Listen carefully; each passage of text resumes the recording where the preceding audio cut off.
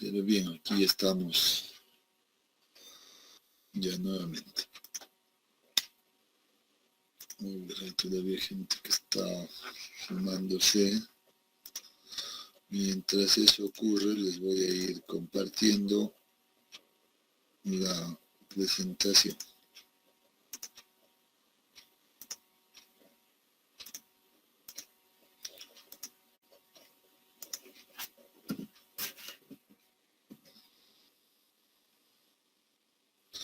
Bien, ya pueden ver la presentación, ¿no? Se ve. Habíamos quedado aquí el día de ayer, ¿no? Un poquito retornando a lo que habíamos visto ayer. Habíamos hablado de lo que son la respuesta de los suelos a esfuerzos cortantes, ¿no? Y qué pasa si variamos o incrementamos el esfuerzo normal, cómo se comportaban, cómo cambiaban las curvas en ambos tipos de suelos, tipo 1 y tipo 2, ¿no? Luego de esto habíamos visto el criterio de falla de Mohr-Coulomb, que nos proponía una idea pues muy interesante, ¿no? Donde el principio fundamental consistía en tomar ese concepto de que el suelo va a fallar cuando es sometido a una combinación de esfuerzos cortantes y esfuerzos normales.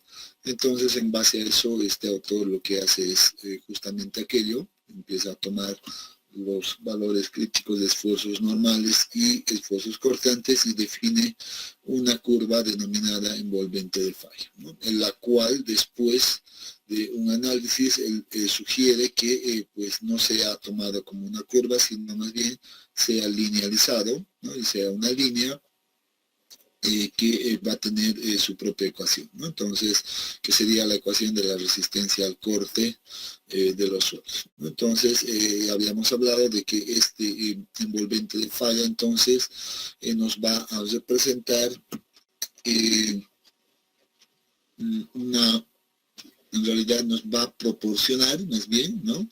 Una ecuación que me permita obtener los parámetros de corte del suelo, como son la cohesión y el ángulo de fricción interna, ¿no es cierto? Entonces, a partir del envolvente de falla, vamos a poder encontrar esos valores.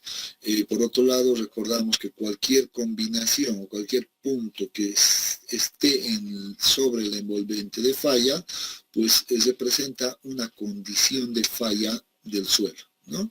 Entonces, o un punto que está por debajo se representa que el suelo no ha fallado todavía, pero un punto por encima del envolvente de falla sería algo imposible, ¿no? Porque se supone que aquí ya falló el suelo y no tendría sentido esa condición.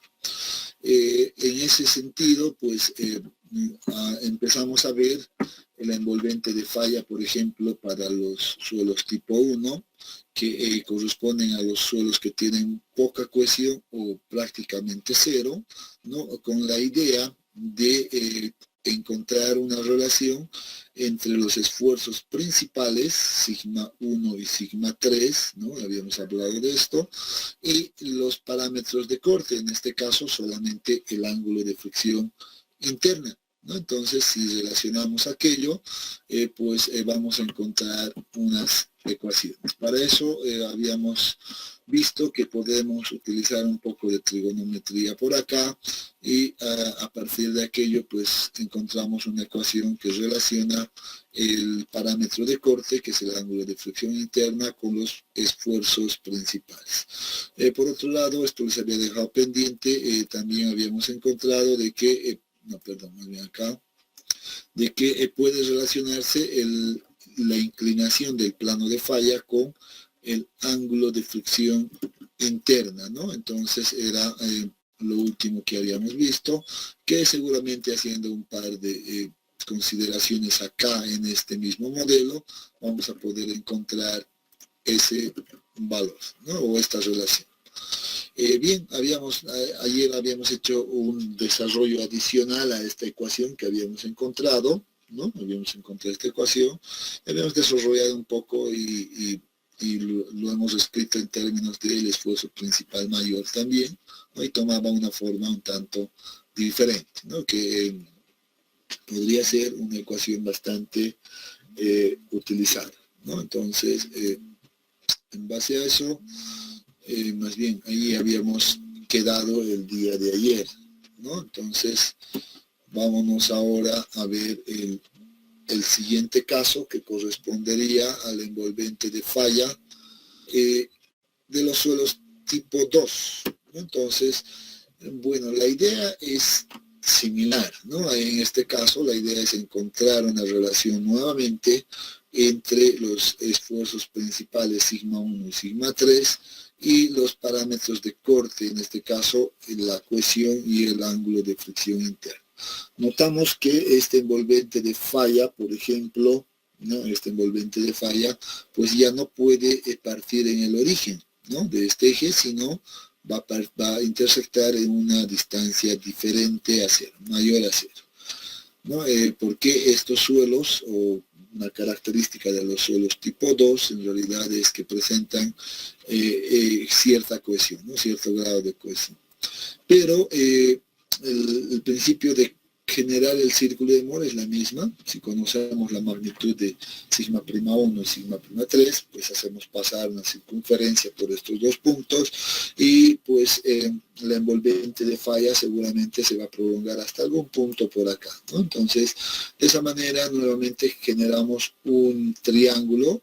En este caso va a ser un triángulo EB0, ¿no? Ese es el triángulo principal, y en función a esto pues vamos a nosotros determinar la relación entre los esfuerzos principales y en este caso, y los parámetros de corte, ¿no? Entonces, la idea es la misma. Entonces, vamos a tomar la misma idea que hemos visto ayer. Entonces, tendríamos un triángulo desde este punto, por tanto, en este caso, el radio va a ser exactamente la misma. Y esta otra distancia, que sería la hipotenusa, pues va a ser ya el tramo desde E hasta 0, ¿no? Entonces, lo que nos faltaría conocer en este caso, bueno, el día de ayer hemos aprendido a determinar toda esta distancia, pero nos faltaría ver esta otra parte, ¿no? Entonces, para eso incorporamos la cohesión, en este caso, se incorpora la cohesión en esta distancia, y aquí tenemos, pues, o como un dato conocido, ¿no? Como un dato conocido, y aquí ya generaríamos otro triángulo adicional para poder apoyarnos, ¿no? Pero con base a eso vamos a plantear en realidad lo mismo. Vemos que esta distancia E0 va a ser igual a la distancia EA, por ejemplo, y A0, ¿no? Entonces, lo que les decía, entonces lo que nos faltaría encontrar, por ejemplo, es esta distancia EA. En nuestro caso no hemos hecho aquello, pero seguramente si yo hago, por ejemplo, la tangente de este ángulo de phi, va a ser igual, en este caso, a la cohesión dividido entre este segmento EA, ¿no es cierto? Entonces puedo apoyarme de este triángulo pequeño y de aquí despejar este valor de EA y reemplazarlo acá, y ya los datos estarían conocidos nuevamente, ¿no? De esa manera tendríamos que este segmento E0, por ejemplo, va a ser igual a todo esto, ¿no? 1 sobre tangente sería igual a la cotangente, ¿no? Igual a la cotangente por la cohesión, ¿no? Entonces, en otra forma está escrito esta parte, pero a eso debemos sumarle toda esta distancia que va desde A hasta 0, ¿no? De A a 0, y con eso pues encontramos ya este segmento, ¿no? Entonces, reemplazando, bueno, ya conocíamos que el radio es igual a todo esto, ¿no? Ya teníamos ese dato. Reemplazando ahora sí nuestros datos, pues la ecuación principal nos quedará de esta forma, ¿no? Entonces, ahora sí no puedo simplificar rápidamente este 2, sino que tengo que hacer todavía algunos algo de álgebra por acá, ¿no? Simplemente un poco de álgebra, y seguramente haciendo o trabajándolo acá, ¿no? Sacando un factor común, multiplicándolo acá, luego llevándolo a multiplicar todo este término a este otro lado, pues voy a llegar a esta ecuación, ¿no? Aprovechando además de despejar también el esfuerzo principal mayor en función a estos dos parámetros y el esfuerzo principal menor, entonces la ecuación me va a quedar de esta manera, ¿no? Entonces uno puede hacer este trabajo, ¿no? Entonces puede hacer un poco de álgebra y ver que sí vamos a llegar a todo esto. Lo que les decía, si recordamos un poco de trigonometría o aplicamos algunas identidades trigonométricas, pues vamos a ver que, por ejemplo, todo este término es igual a la tangente cuadrado de 45 más phi medios, ¿no? Y todo este otro término sería igual a, no, aquí está mal, esto no es correcto, simplemente es tangente, ¿no? Entonces, debería de ser simplemente como tangente de 45 más phi medios, ¿no?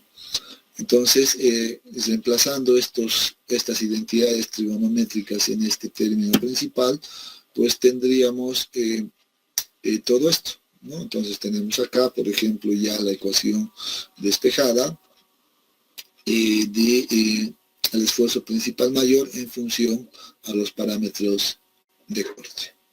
Entonces, esta sería nuestra ecuación general, en realidad, que deberíamos anotarnos o recordar. Esta va a ser nuestra ecuación general de criterio de falla de Moore-Coulomb. Esta va a ser nuestra ecuación general. Miren que aquí esto sería bastante fácil. Miren, si yo puedo, por ejemplo, pensar de que la cohesión, este valor de la cohesión sea 0, pues si esto es 0, todo este término se hace 0, ¿no? Entonces, eso me va a llevar a que el envolvente de falla se venga acá al origen y nuevamente estemos con esta primera parte de la ecuación.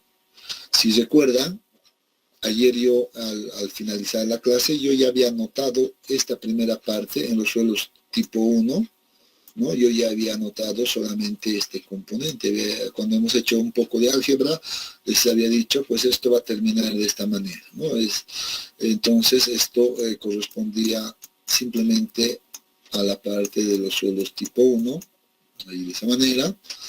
Y ahora vemos que si tenemos cohesión, pues se va a incrementar este segundo componente, ¿no? A lo que ya teníamos, el componente de cohesión, miren, con todo este término, que va a estar en función principalmente a este valor de cohesión y obviamente esta ecuación general corresponde pues para los suelos tipo 2, ¿no es cierto? Entonces eso es lo que estamos diciendo. Entonces aquí uno debe anotarse esta ecuación principal de los suelos tipo 2, ¿no? Entonces tiene que anotarse. A ver, permítame un minuto, hay una llamada que me está molestando bastante y voy a atenderlo, porque si no, no me va a dejar tranquilo. Un ratito, por favor, ¿de acuerdo?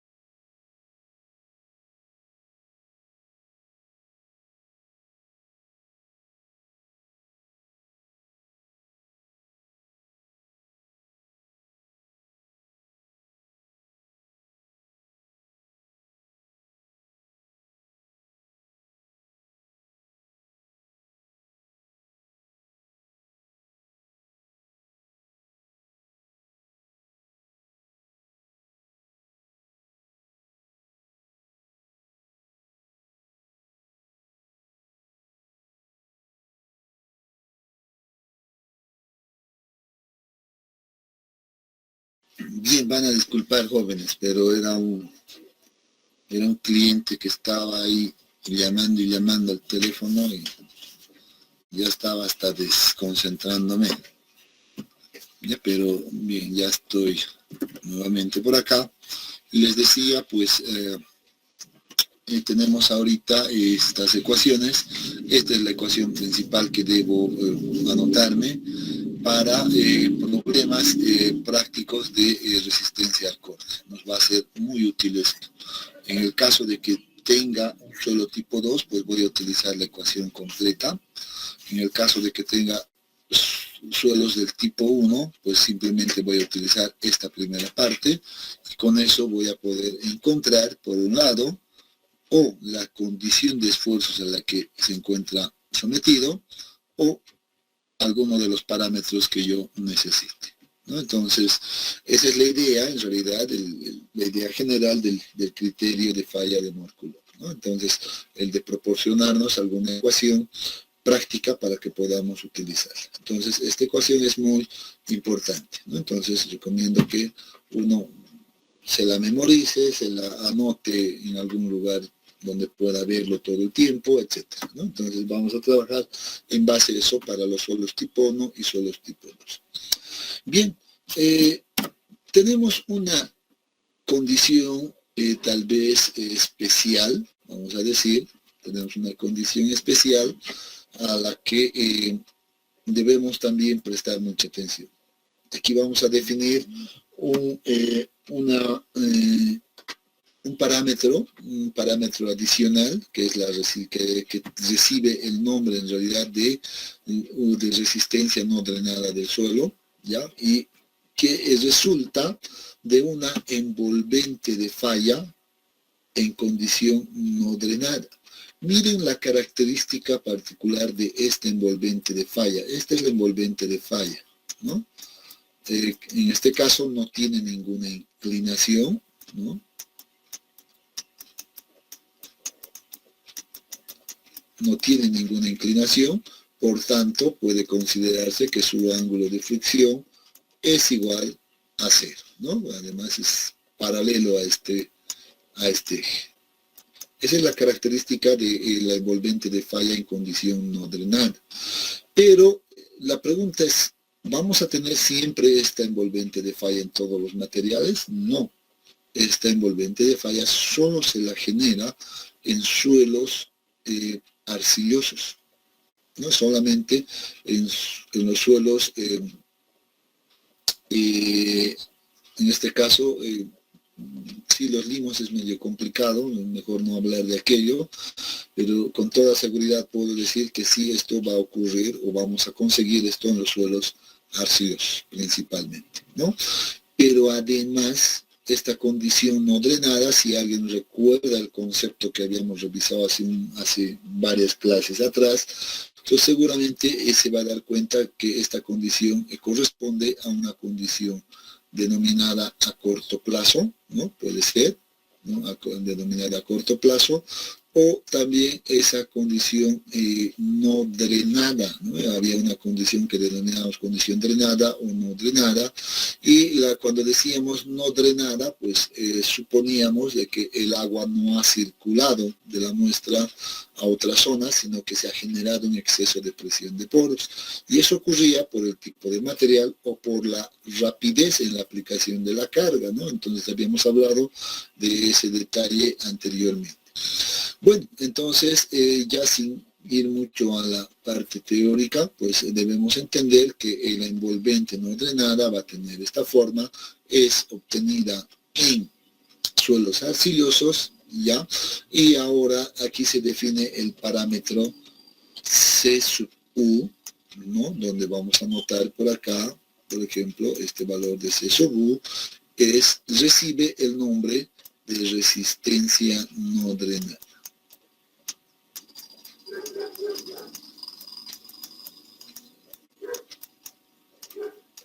Resistencia no drenada.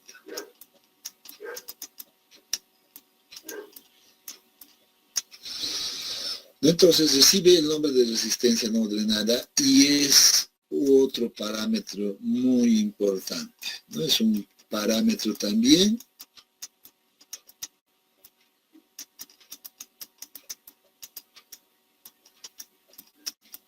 de corte. Es un parámetro de corte. También es un parámetro de diseño. Sirve para hacer el diseño geotécnico en fundaciones, ¿no? Sobre arcilas, por ejemplo. Entonces, un valor muy importante.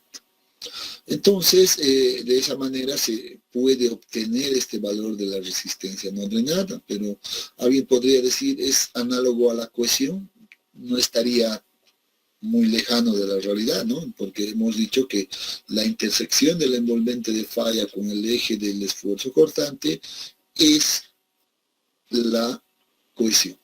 Pero en este caso en particular no se llama cohesión, sino que se llama resistencia no drenada. Un detalle adicional que debemos ver, que esta condición en estos suelos arcillosos, debido a que no existe drenaje del agua, pues no podemos hablar de esfuerzos efectivos, sino que tiene que estar en condiciones totales, ¿no? Entonces se va a dar la condición efectiva solo cuando exista flujo de agua o movimiento de agua o el agua haya circulado o haya drenado a otra zona.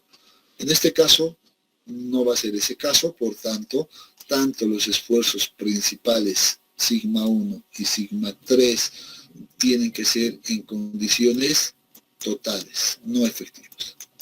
Entonces, totales. Entonces, para definir este envolvente de falla, yo debo trabajar en condición de esfuerzos totales, al menos de esa manera, ¿no? Y ahora, pues, si sigo más o menos la misma idea entre los suelos tipo 1 y tipo 2 que hacía, pues unía el punto B, que era el punto tangente, con el centro del círculo de Mohr, y aquí definía mi punto 0, ¿no? En este caso, miro que en realidad no me forma ningún triángulo, sino más bien un rectángulo, por tanto no voy a aplicar seguramente la misma metodología, sino voy a decir que este parámetro de corte ahora que he definido, la resistencia no drenada, va a ser igual a ¿qué cosa? Al radio de la circunferencia. Estoy viendo que en realidad es esta magnitud, por tanto, yo sé que el radio es igual a sigma 1, no pongo ya prima porque es total, menos sigma 3 en la falla puede ser, no importa, dividido entre 2. Y de esa manera encuentro el valor, o relaciono más bien, esfuerzos principales con parámetros de corte. En este caso, la resistencia no drenada del suelo. Este es un caso bastante particular. ¿De acuerdo? Entonces, no se olviden de este envolvente de falla no drenada. ¿Alguna consulta que tengan acá?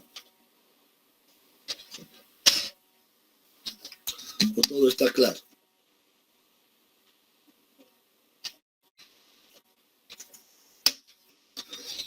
Otra ecuación que estoy definiendo, ¿no? Por cierto. Entonces, deberíamos de también anotarnos esta ecuación general. Bien, vamos ahora a ver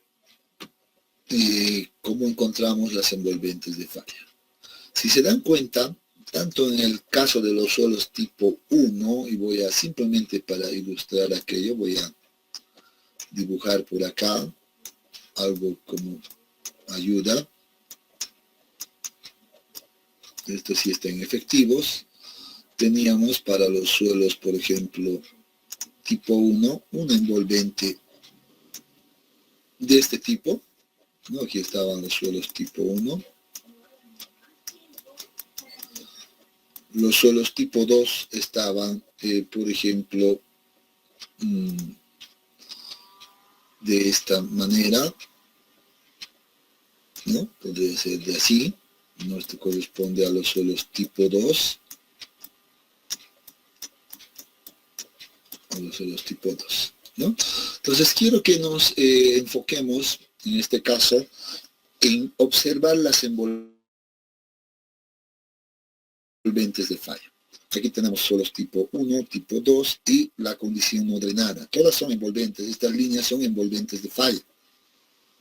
Hemos visto que para cada caso, para los suelos tipo 1, 2 y en este último caso también está no drenada, pues yo puedo encontrar ecuaciones que relacionan esfuerzos principales con los parámetros de corte del suelo, ¿no? Acá, aquí cohesión más ángulo de flexión, aquí solamente ángulo de flexión, etc. Pero en todos los casos relacionamos con esfuerzos principales. Entonces, yo me pongo a pensar y digo, muy bien, si yo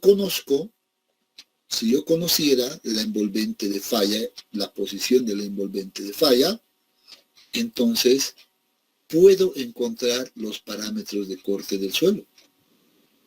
Al inicio de este capítulo les había dicho, en realidad, ¿no? En realidad es el objetivo de este capítulo de resistencia al corte es, por un lado, revisar la parte conceptual de qué es resistencia al corte, pero fundamentalmente nos vamos a concentrar en cómo encontrar estos parámetros, les había dicho. ¿No es cierto? Entonces, nuevamente, si conociera la envolvente de falla, puedo encontrar los parámetros de corte, que es el objetivo de este capítulo. Y ahora me hago la pregunta y digo, entonces, ¿cómo encuentro las envolventes de falla? ¿Cómo encuentro, cómo puedo saber, por ejemplo, imagínense, si a mí me dan una muestra de suelo, de este tipo, me dicen, yo he extraído esta muestra de suelo de un lugar X, etcétera, es más, he extraído 3 muestritas igualitas, ¿no? Tengo esas 3 muestritas, y yo no sé nada, yo he ido a perforar en la zona, no imagínense esta situación, he perforado en la zona, he hecho una perforación con mi equipo, ya sea SPT, etcétera, no sé, cualquier equipo, o a diamantina, lo que sea, he perforado, he llegado a una cierta profundidad de perforación Z y he extraído estas muestras a cierta profundidad. No sé nada de ese material, pero yo quiero conocer los parámetros de corte de ese material. Así me pueden decir. Bueno, eso el que ha hecho el trabajo no tiene la idea. El que está en laboratorio menos no tiene la idea de qué tipo de suelo es. ¿Será un suelo tipo 1, tipo 2? No sabemos, ¿no es cierto? No tenemos ese dato inicial. Nadie me puede decir, te estoy trayendo un suelo tipo 1 o un suelo tipo 2 para que me hagas ciertos ensayos y me determines estos parámetros, por ejemplo. ¿No? Por ejemplo, y puedo decir, yo necesito conocer si este suelo tiene una cohesión o qué valor de ángulo de flexión interna tiene, o si es arcilloso, inclusive cuál es el valor de la resistencia no drenada. Y hemos dicho que estos 3 valorcitos son los conocidos con el nombre de parámetros de corte, ¿no? O también son parámetros de diseño, todos. Es muy importante entonces saber cómo vamos a encontrar esto. Ahora ya sabemos.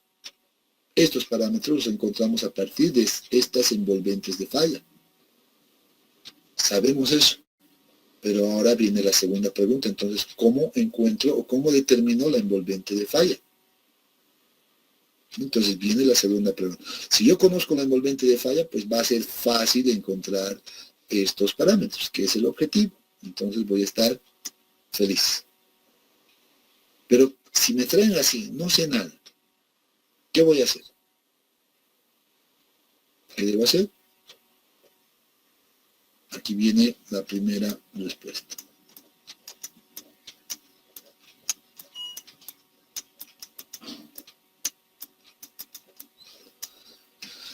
Ensayos de laboratorio. Estos ensayos de laboratorio que vamos a ver, ¿no? Estos ensayos de laboratorio que vamos a ver nos van a dar la forma de la envolvente de falla. Y ahí vamos a poder ver nosotros si es tipo 1 o es tipo 2. Además, no solo como viendo la envolvente de falla, sino que de las mediciones del laboratorio vamos a ver esto.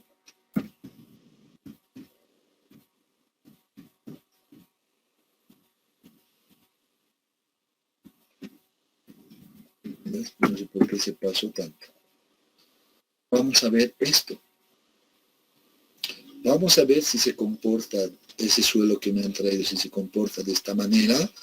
Voy a decir, es un suelo tipo 2. Allá voy a empezar a sacar conclusiones. Si se comporta de esta manera como esta curva, entonces parece ser un suelo tipo 1, pero hay que verificar, etcétera, ¿no? Entonces vamos a empezar a ver esta curva principalmente. Pero luego podemos corroborar esa información observando estas otras curvas entre el esfuerzo normal y, la deformación normal y la deformación de corte. Entonces los suelos tipo 1 van a sufrir compresiones de este tipo, ¿no? Los suelos tipo 2 van a tener una pequeña compresión y luego se expanden. Entonces, aparte de la curva anterior que hemos visto, pues vamos a poder verificar también con estas curvas. Esta, ya les he dicho, no es tan habitual. Solamente vemos en proyectos de investigación, ahí llegamos a este nivel. Pero en un caso práctico, solamente la primera gráfica y esta, ¿no? Entonces, y seguro que en laboratorio, como tengo 2 o 3 muestras, voy a ver distintas curvas, ¿no? Voy a poder observar esta variación también. Voy a ver si en los 3 casos se repite el comportamiento, o de este tipo, etcétera. Para eso me sirvió conocer esta parte teórica. Si yo no conocería esta parte teórica, voy a observar resultados del laboratorio y no voy a poder interpretar ni saber para qué me sirve, ¿no? Yo creo que un ingeniero que no sabe interpretar unos resultados del laboratorio, pues no es ingeniero, ¿no? No me digan que va a ser un ingeniero que solamente recolecta datos, ¿no? Que diga, bueno, a ver, a mí no me interesa si es de esta manera o es así, solo a mí me interesa conocer cuánto es C y cuánto es Phi. Entonces, a mí, yo pienso en lo personal que ese no es ingeniero, no está entendiendo nada de lo que ha ocurrido en su muestra, ¿no es cierto? Entonces, en base a eso yo voy a ver si la envolvente de falla tiende a esta forma. Claro que en la práctica real probablemente no sea exactamente 0. Probablemente tenga un pequeño valor acá, pero yo voy a decir, pero la teoría dice a 0, ya. Pero aquí la práctica me está mostrando un pequeño valor. No, pues es un tipo 1, ¿no? No voy a decir, por este pequeñito que sale acá, no sé, de 2 kilopascales, 5 kilopascales, no, es un tipo 2, ya sería un error, ¿no? O sea, tampoco hay que tomarlo de esa manera. Va a ser un tipo 2 seguramente cuando veamos una magnitud grande en la cohesión, ¿no? Como esta, como se ve claramente aquí, ¿no? Cuando sea muy notorio, este sí parece ser un tipo 2, entonces voy a empezar a seleccionar de esa manera, ¿no? Voy a empezar a identificar de esa manera a los materiales, ¿no? Entonces, ahí tengo ciertas cosas que puedo decir, ¿no? Entonces, como les decía, el siguiente paso es ahora ver cómo definimos las envolventes de falla, porque una vez definidas estas, esto es fácil. Y para eso nos vamos a ir a revisar algunos ensayos de laboratorio, ¿no? Revisamos algunos ensayos de laboratorio y en este caso pues es conveniente ir revisando o por lo menos describiendo lo más claro posible. Entonces, para identificar eso, vámonos al laboratorio y justamente el siguiente punto nos habla de aquello. Nos dice, por ejemplo, los parámetros de corte, ya sabemos cuáles son los parámetros de corte, ¿no? A estas alturas uno no tiene que ya estar dudando. Si yo les pregunto cuáles son los parámetros de corte, la respuesta tiene que salir en coro, ¿no? ¿Cuáles son? Cohesión, fricción y el coeficiente de uniformidad. No es coeficiente de uniformidad. ¿Está ¿Cómo? bien? Cohesión, ángulo de fricción, correcto. Y Resistencia no drenada. exactamente, resistencia no drenada. Cuidado con los términos, ¿no? Hay que llamarlos por su nombre. Resistencia no drenada. Esos son los parámetros de corte. Excelente. Así tienen que empezar a agarrar. Bueno, dice, estos parámetros de corte son obtenidos principalmente a partir de ensayos de laboratorio. Estos ensayos se clasifican según, miren acá, en laboratorio también se las divide, ¿no? Dice, según las condiciones de drenaje a las que se someten las muestras durante el ensayo, de lo cual se obtienen parámetros de resistencia efectivos o totales, dependiendo de cada caso. ¿Cuáles serán los parámetros efectivos? Solo para ver si estamos agarrando la idea.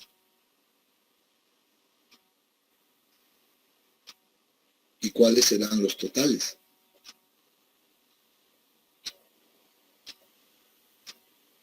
¿Cuáles son los parámetros efectivos? ¿Cuáles los totales?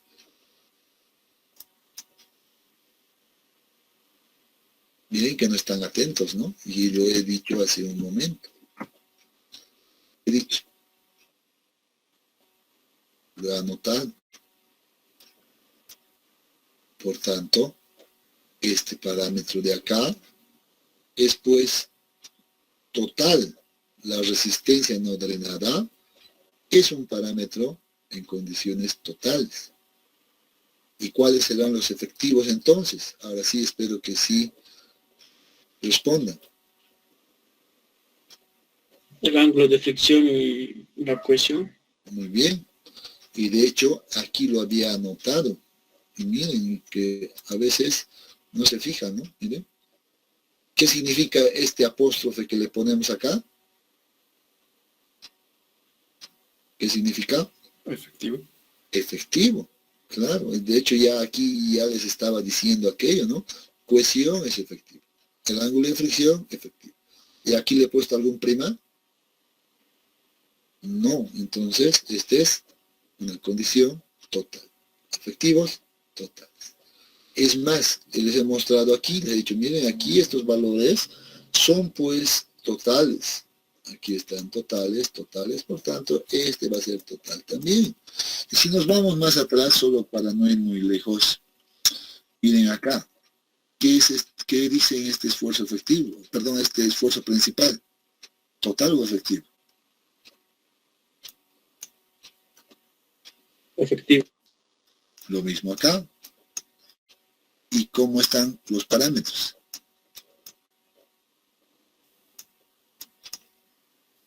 También tienen que ser, pues, efectivos, ¿no?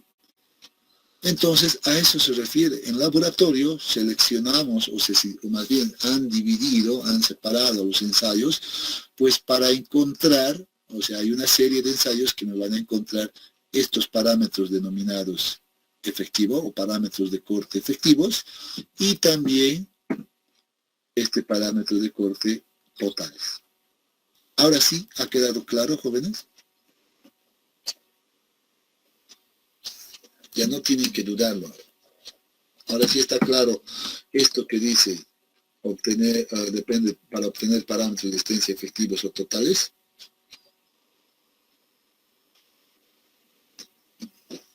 ¿Sí o no? Parece que no, todavía siguen dudando. ¿Qué es efectivo? ¿Qué es total? Creo que lo están pensando. Está claro. Y Por lo menos para uno. Por lo menos para uno sí creo. Los demás, no sé. Bien, y aquí está en este caso, pues la lista de ensayos que nos van a proporcionar los parámetros totales y parámetros efectivos. Ahora sí ya no debe quedar duda, ¿no? Ahora sí, si yo les digo cuáles son los totales y cuáles son los efectivos, aquí uno puede decir fácilmente, total, resistencia no drenada es única. Los parámetros efectivos, pues aquí tenemos phi y c y listo, para de contar, ¿no? Entonces miren que para encontrar estos parámetros acá, yo tengo el ensayo de corte directo, tengo el ensayo triaxial consolidado drenado, o más conocido como triaxial CD, también tengo el ensayo triaxial consolidado no drenado CU, aquí, ¿no? CU, y listo. Con esto encontramos estos parámetros. 3 ensayos para determinar esto.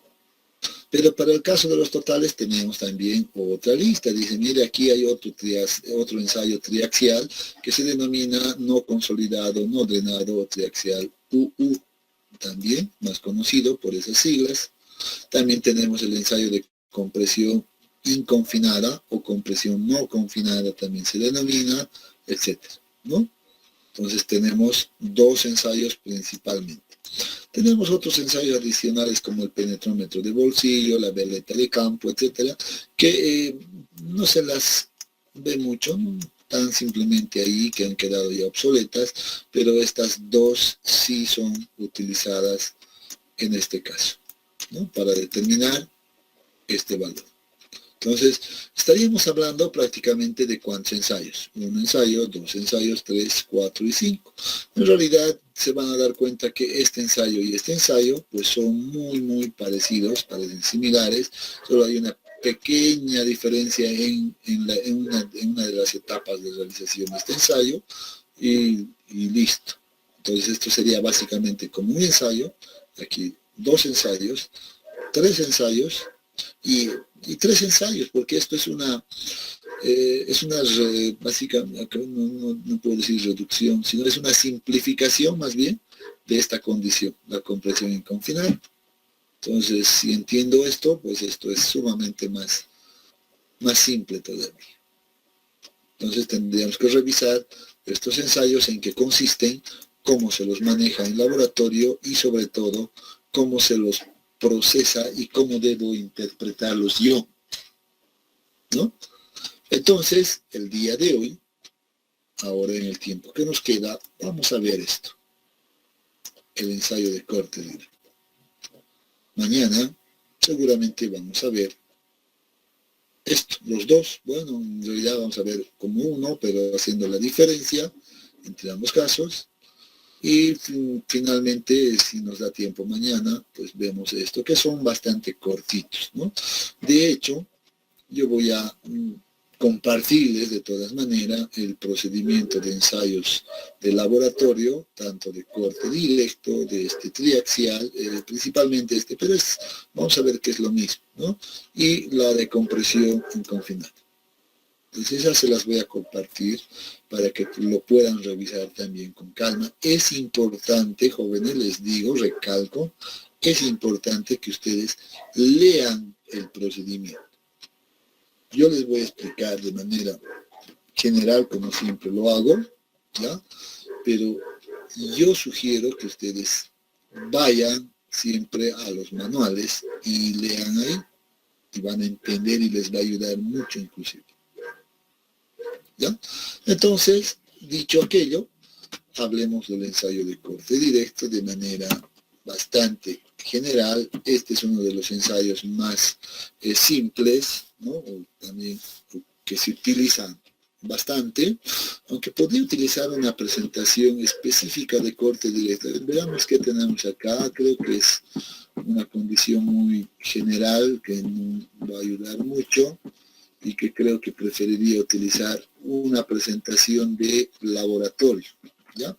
Si me permiten, voy a compartirles una presentación de laboratorio, bueno, que hace muchos años la utilizábamos en laboratorio para darle las clases exclusivamente a estudiantes de ingeniería civil, ¿ya? Y les enseñábamos cómo se hacía en laboratorio, y luego les invitábamos a conocer los equipos y a que lo vean, etcétera, y cómo, de qué estábamos hablando y todo aquello.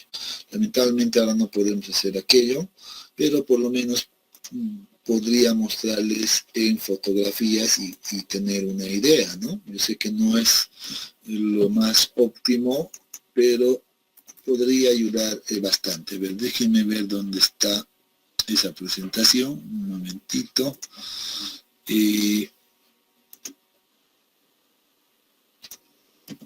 No está acá, debería de estar por aquí. Resistencia al corte, parámetros totales y parámetros efectivos. Tendría que estar acá.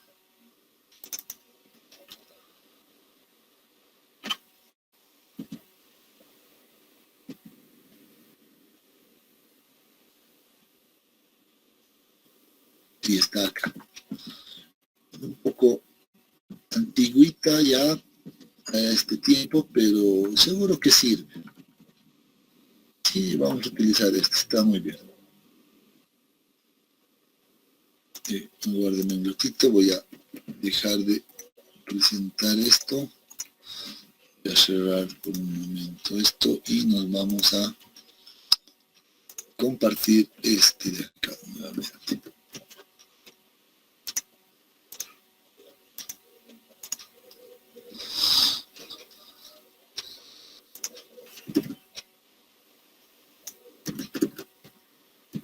Muy bien, ya pueden ver la presentación. Sí. Muy bien, como les comentaba, es una presentación un poco antiguita, pero que nos sirve todavía. En realidad la voy utilizando casi siempre, ¿ya? Pero donde fue generada esto justo ha sido en el laboratorio de geotecnia, cuando íbamos a hacer la visita al laboratorio. Antes les estoy hablando, no sé, cuándo ha sido la última vez, 2015 creo, 2016, la última vez que los he llevado yo al laboratorio, cuando yo todavía estaba por allá.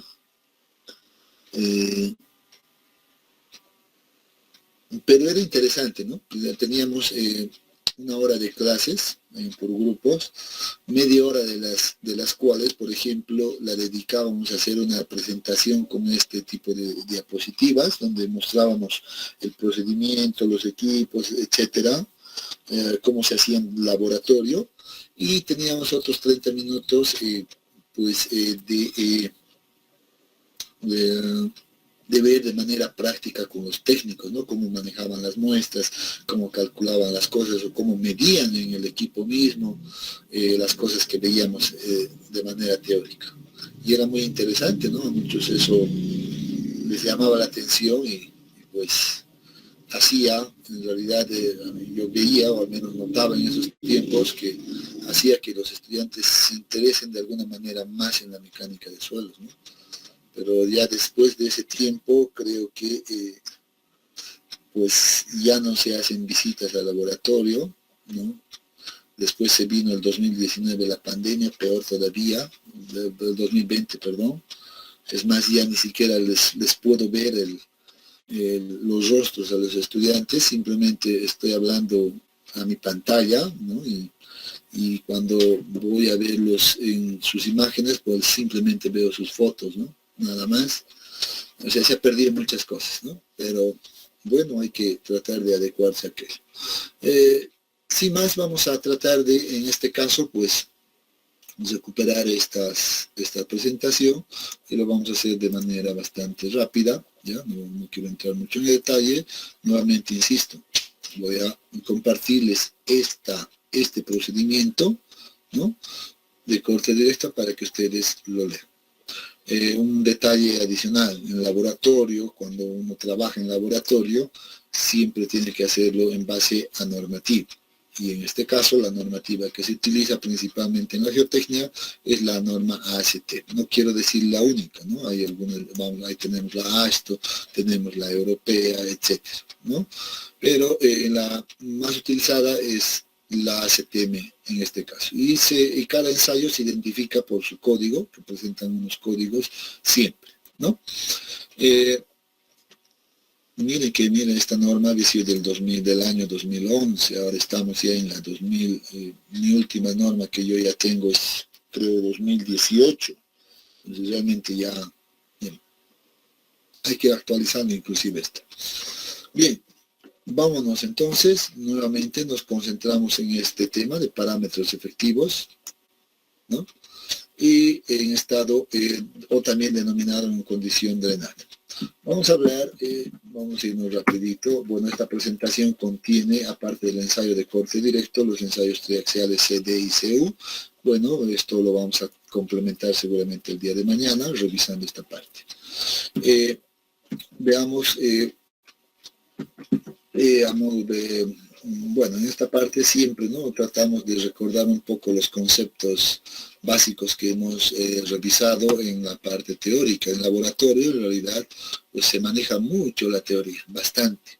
Entonces, el ingeniero que no maneje la teoría en laboratorio, pues va a cometer errores durante la realización de los ensayos. Entonces, uno de los primeros requisitos cuando uno empieza a trabajar en laboratorio es que revise la parte teórica muy bien. Y después de eso recién pase al laboratorio para hacer los ensayos.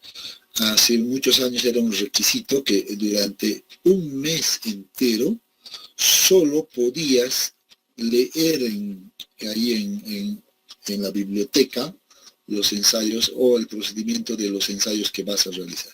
Un mes, así era la regla. No te permitían ingresar al laboratorio a ver los equipos si no habías pasado por esa etapa. Entonces la teoría es importante, ¿no? Entonces en ese caso esta parte es introductiva, hace referencia un poquito a aquello, a revisar las condiciones de drenaje, condiciones de esfuerzos previos. Nosotros ya hemos visto estos conceptos, ¿no es cierto? ¿No? Luego hemos visto el comportamiento o el criterio de falla de Moore-Coulomb también, etcétera. Pues en laboratorio se va a aplicar todo aquello. Tenemos acá ese concepto de criterio de falla, bueno, algunos otros conceptos adicionales de fluencia, que también lo hemos visto en el capítulo anterior, al menos en el texto lo hemos mirado, ¿no?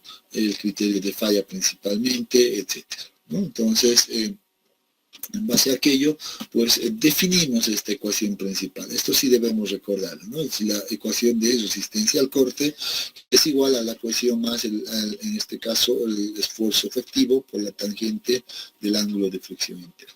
Ecuación definida anteriormente.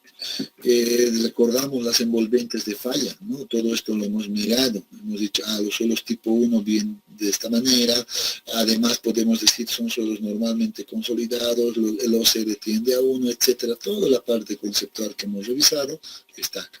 Para los suelos tipo 2 lo mismo, estos son característicos de tener un OCR mayor a 2, son conocidos como suelos sobreconsolidados y el ángulo de fricción interna tiene que ser efectivo porque presenta una cohesión también acá, ¿no? Entonces son esos conceptos, pero la ecuación principal se basa en esto, ¿no? Esta es la ecuación general de ambas envolventes de falla.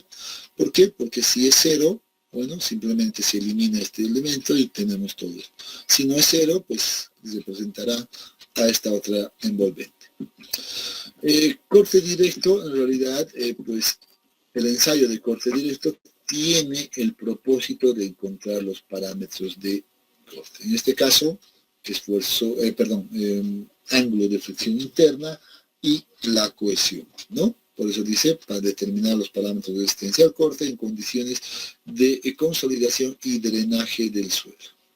Se induce, esto es importante, saber del ensayo de corte directo, se induce el movimiento relativo en un plano predefinido de falla, registrando la variación de carga de corte necesaria para una velocidad de deformación controlada y una carga normal constante. Esto también lo hemos hablado de alguna manera en la parte teórica, ¿no? Hemos dicho, cuando veíamos respuesta de los suelos a esfuerzos de corte, decíamos, así se va a comportar el suelo, ¿no? Pero en ese comportamiento, en todo ese tramo, el esfuerzo normal es constante, decíamos, ¿no? Entonces, todo eso se aplica también aquí en laboratorio, ¿no? Dice, para cada ensayo realizado se obtiene un punto del envolvente de falla, o sea, una combinación de esfuerzo normal y esfuerzo cortante. ¿En qué consiste entonces este último punto? Dice que el ensayo de corte directo lo voy a realizar no solo en una muestra, debo realizarla en 3 muestras. Voy a tomar, esta imagen en realidad está desarrollado pues considerando que las muestras de suelos van a ser cuadradas, ¿ya? Entonces voy a tener 3 muestras de este tipo. En laboratorio conformamos 3, bueno, son iguales, ¿no? Aquí no me salió nada igual, pero se supone que son iguales. Pero visto en planta, en este caso el equipo del laboratorio de geotecnia, pues tiene esta forma, ¿no? Entonces se forman especímenes completamente cuadrados, o al menos cuadrados, que esta dimensión es de 6 centímetros, si mal no me equivoco, 6 centímetros ahí, 6 centímetros acá, y 2 centímetros acá, el que tenemos en el laboratorio de geotecnia, ¿no? Pero tengo que preparar 3 especímenes, a la cual la puedo denominar 1, 2 y 3. En la primera muestra, pues miren, esta es la condición más o menos general. Yo le voy a aplicar un esfuerzo normal, carga normal, denominada, la puedo denominar esfuerzo vertical 1, constante durante toda la aplicación del esfuerzo de corte. A la segunda muestra le voy a aplicar otro esfuerzo vertical, que la voy a llamar 2, y acá le voy a aplicar otro esfuerzo vertical, que es el 3. Entendemos que este es mayor que este y este tiene que ser mayor a esto. En la teoría lo hemos dicho, ¿no? ¿Qué pasa si incrementamos el esfuerzo vertical? Vamos a ver el comportamiento, cómo se comporta. Entonces, eso se trata de reproducir también acá en el ensayo. Pero ahora sí, vayámonos a ver qué pasa si yo coloco una muestra de suelo en el equipo de corte directo. El equipo de corte directo tiene esa particularidad, por ejemplo, es una caja también cuadrada, donde se acomoda este espécimen de suelo, ¿ya? Pero es una caja bien particular, que en realidad es como que estuviera dividido en 2 partes, ¿ya? Y la parte inferior, esta parte inferior se mantiene empotrada, fija, no se mueve, y la parte de acá arriba pues sería como una parte móvil. Y en el ensayo, para medir la resistencia al corte, este esfuerzo cortante, pues se aplica una fuerza lateral paralela a este plano en esta zona. Eso hace, ya, esta carga va a hacer pues que la muestra pues falle por un plano predefinido. A eso se refería con lo que explicaba acá arriba, ¿no? Porque toda esta parte inferior se está manteniendo firme, no se mueve. Solo aplicamos la carga acá, entonces esto se va a mover. Entonces miren que en este plano de falla se va a generar pues esfuerzos cortantes, ¿no? Como decíamos en la teoría, y también se va a generar pues este esfuerzo normal, de hecho que nosotros lo estamos poniendo perpendicular al plano. Y miren que al final del ensayo va a quedar de esta manera.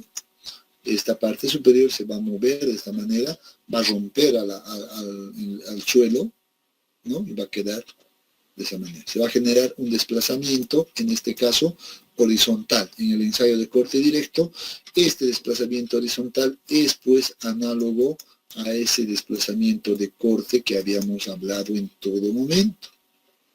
XZ. ¿No ve? En todo momento. Por tanto, esto es medido en este ensayo. Se mide esta deformación en todo momento. ¿Qué más se mide? Este esfuerzo cortante que se va aplicando en base a la fuerza se va midiendo. Entonces vamos a sacar 2 datos, este valor y este valor. Pero como estamos aplicando una carga normal, también vamos a medir pues el desplazamiento vertical, ¿no ven? Recuerdan que tenemos que tener 2 gráficas, una que es esfuerzo de corte, que vamos a medir, versus esta deformación, XZ, y este me va a decir si mi suelo es de este tipo o mi suelo es de este otro tipo, ¿no? Entonces, con estos 2 datos obtengo esta curva. Pero también tengo una segunda curva que es necesaria, les había dicho, que es la de deformación normal, ¿no? Entonces, ese es el desplazamiento vertical provocado por esta carga versus esta deformación de corte, que me va a decir si es compresión, si el suelo es tipo 1, va a estar en la zona de compresión, y si es del otro tipo, seguramente me va a dar una curva de este tipo. Entonces, esta la voy a obtener con esta medida y esta medida de acá. Y listo. Esas son las curvas que necesitamos obtener en este ensayo. Pero ese es el principio. Mantienen la parte fija, se aplica una carga en la parte superior y se genera el esfuerzo cortante. Cuando una vez ha fallado la muestra, pues muy bien, retiro la muestra y repito el ensayo, el procedimiento, con una segunda muestra, aumentando el esfuerzo normal Y obviamente va a cambiar estas condiciones, va a cambiar esto, va a cambiar todo, lo registro y voy a generar otras curvas. Entonces voy a tener, al final voy a tener 3 curvas de este tipo, 3 curvas de este otro tipo. Ese es el resultado. Y en base a esas 3 curvas voy a generar o voy a definir la envolvente de fallo. Miren que les he descrito de manera general hacia dónde vamos a ir, ¿no? Ahora lo he descrito aprovechando un poco esta gráfica. Espero se haya podido entender lo que he tratado de explicarles. Pero vámonos un poco más a revisar esto. No vamos a entrar mucho en este detalle. Lo voy a pedir que ustedes vean en el manual que les voy a compartir, ¿no? Sino que más bien veamos el equipo de corte directo. Este es el equipo de corte directo, ¿no? Miren acá, esta es la caja de corte a la cual les hacía mención. Aquí vamos a introducir nuestro espécimen. Luego vamos a aplicar el esfuerzo normal, pues con este émbolo a partir de esto. Esto está conectado a un sistema de poleas que se aplica una carga y eso hace que pues me transmite una carga normal, ¿no? La fuerza de corte pues va a ser medida con este anillo de corte. Este es un accesorio, un anillo de corte que nos mide esa fuerza de corte, ¿no? Entonces, este equipo tiene esa ventaja de poder nosotros, de que podamos más bien programar una velocidad de aplicación de corte controlada, ¿no? Nosotros controlamos a partir del panel de control, le asignamos una cierta velocidad de aplicación de corte o la fuerza cortante y esto va a ir aplicando constantemente, ¿no? Luego instalamos unos accesorios, por ejemplo, acá como estamos viendo unos tipos de relojillos que uno observa. Miren, aquí hay unos relojillos que son deformímetros, en realidad ese es el nombre correcto, ¿no? Algunos lo llaman relojes comparadores, pero el nombre más general es deformímetro. Estos me van a medir esa deformación vertical y este de acá me va a medir una deformación horizontal o la deformación de corte en este caso. Este otro relojillo de acá es propio del anillo de corte, ¿no? Que también mide una deformación, va a medir la deformación que se genera en este anillo, pero multiplicado por un factor, eso se va a transformar en fuerza, ¿ya? No quiero entrar mucho en ese detalle, pero quiero que entiendan más o menos cómo funciona. Ahí están los deformímetros, ¿no? Son especies de relojillos, ¿no? Que miden deformación.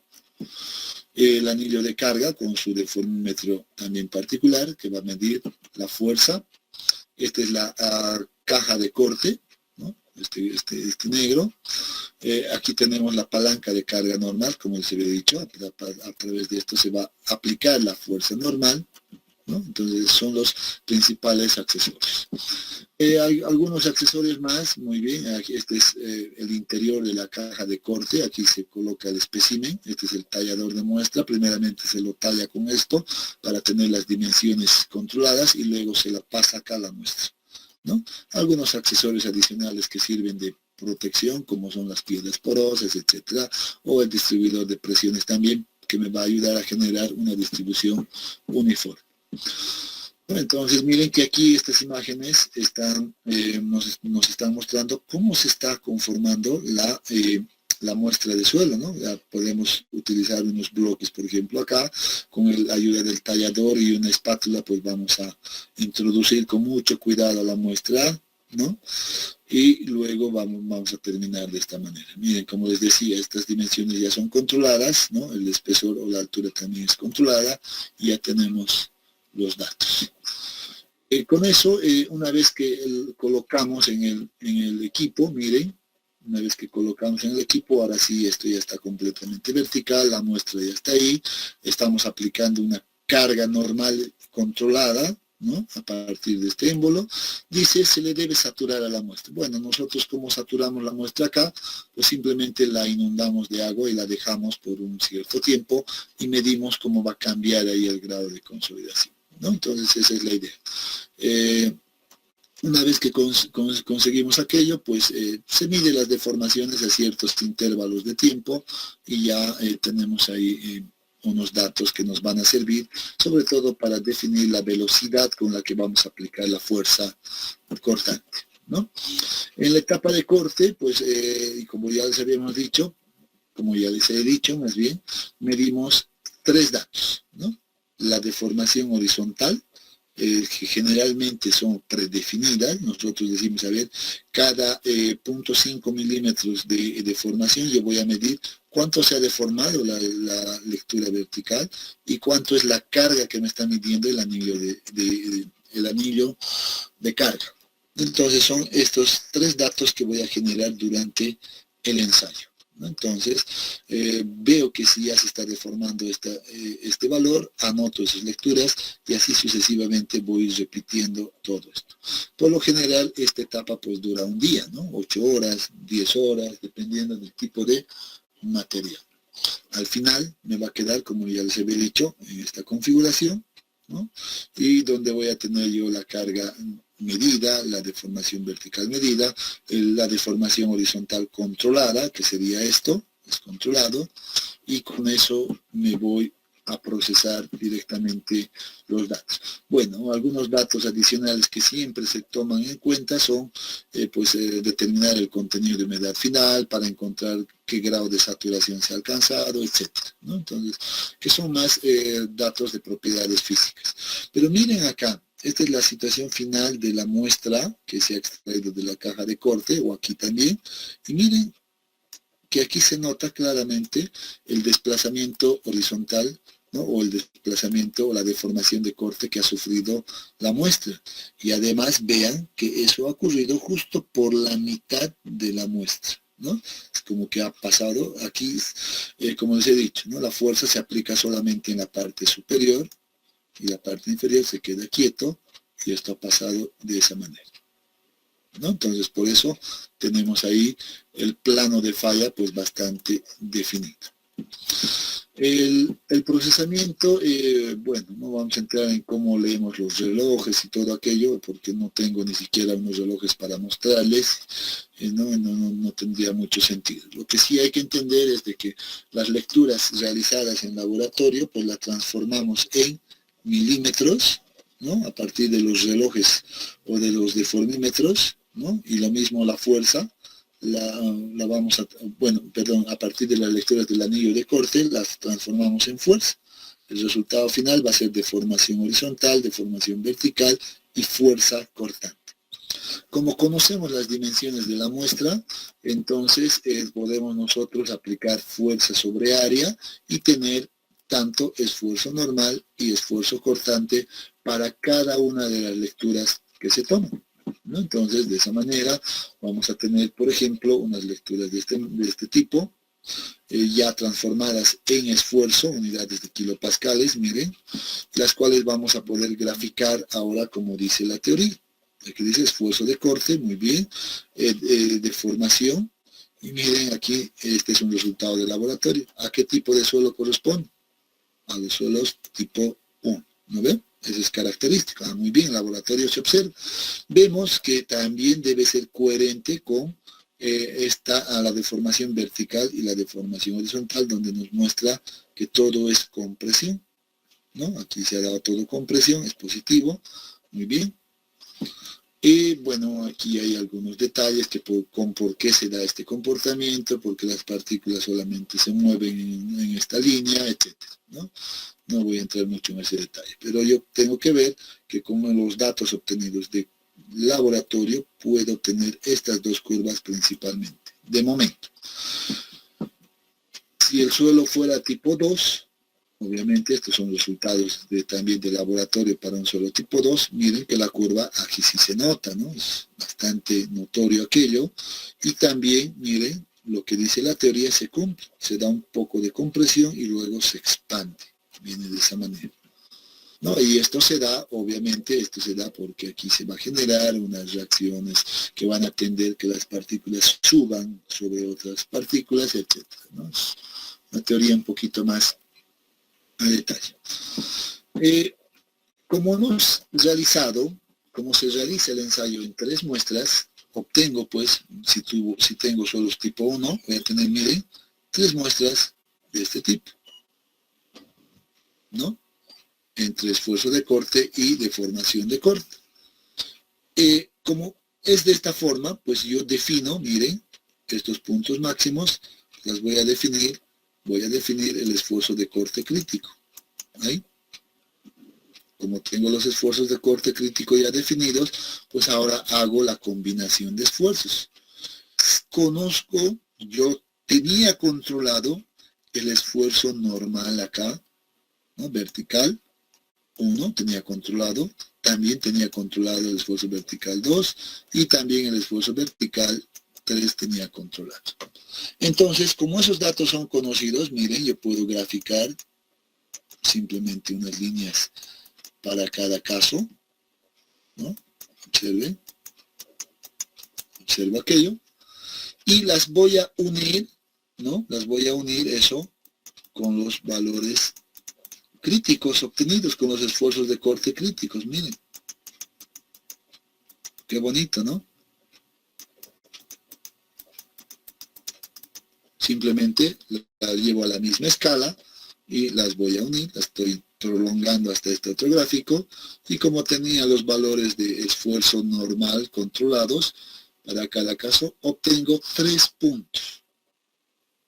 Obtengo 3 puntos y digo ahora muy bien, vean que ahora el procedimiento dice, como has obtenido los 3 puntos, ahora ajusta una línea, ajusta la mejor línea posible que pase por los 3 puntos.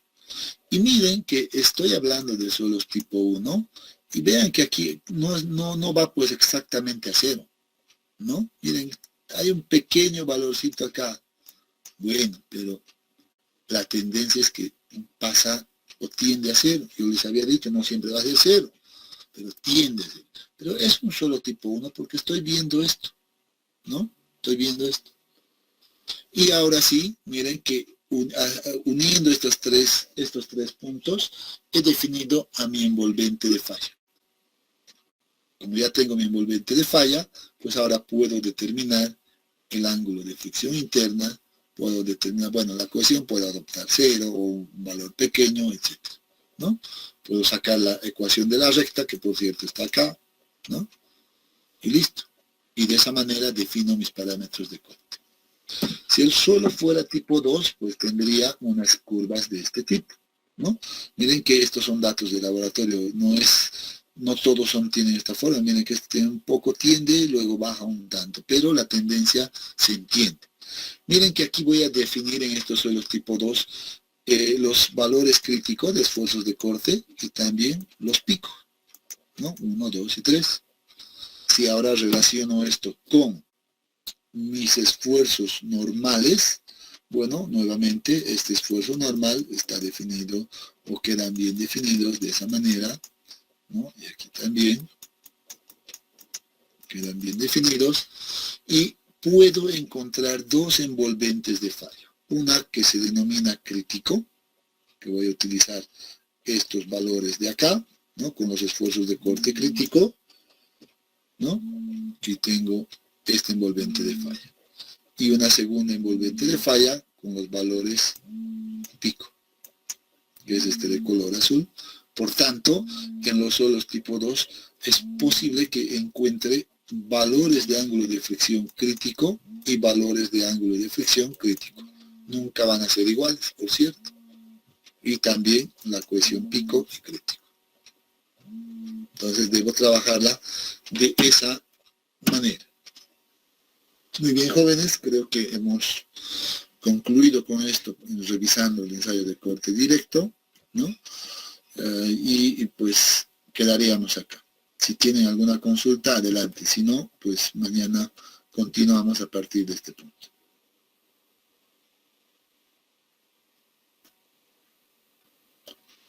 Creo que no hay dudas, entonces nos vemos mañana. Que tengan buenas noches.